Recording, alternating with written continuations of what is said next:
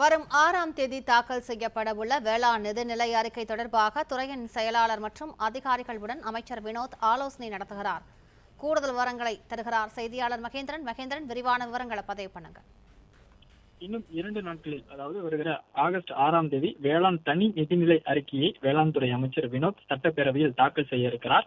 வேளாண் நிதிநிலை அறிக்கையை தாக்கல் செய்வதற்கு இன்னும் 2 நாட்களே இருக்கக்கூடிய நிலையில அறிக்கை தாக்கல் தொடர்பாக வேளாண் துறை செயலாளர் மற்றும் வேளாண் துறை, தோட்டக்கலைத்துறை, சர்க்கரைத்துறை உள்ளிட்ட துறைகளின் அதிகாரிகளுடன் அமைச்சர் வினோத் ஆலோசனை மேற்கொண்டு வருகிறார். வேளாண் துறை நிதிநிலை அறிக்கை தொடர்பாக விவசாயிகள், நிபுணர்கள் மற்றும் பல்வேறு தரப்பினரிடம் கடந்த 2 மாதங்களாக மண்டல வாரியாக கருத்து கேட்பு கூட்டங்கள் நடத்தப்பட்டது. அண்மையில் சென்னையிலும் விவசாயிகள் முன்னிலையில் கருத்து கேட்பு கூட்டமானது நடத்தப்பட்டது.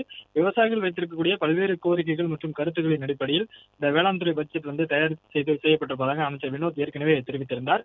இந்நிலையில் கரும்பு, நெல் உள்ளிட்டவர்களுக்கு ஆதார விலையை உயர்த்த வேண்டும், குளிர்சாதன கிடங்குகள் அமைக்க வேண்டும், நெல் சேமிப்பு கிடங்குகள் அமைக்க வேண்டும், பயிர்க்கடனை 5 ஏக்கருக்கு உள்ளாக வாங்கியிருக்கக்கூடியவர்களுக்கு முழுமையாக தள்ளுபடி செய்ய வேண்டும் உள்ளிட்ட பல்வேறு கோரிக்கைகள் விவசாயிகள் முன்வைத்திருக்கின்றனர்.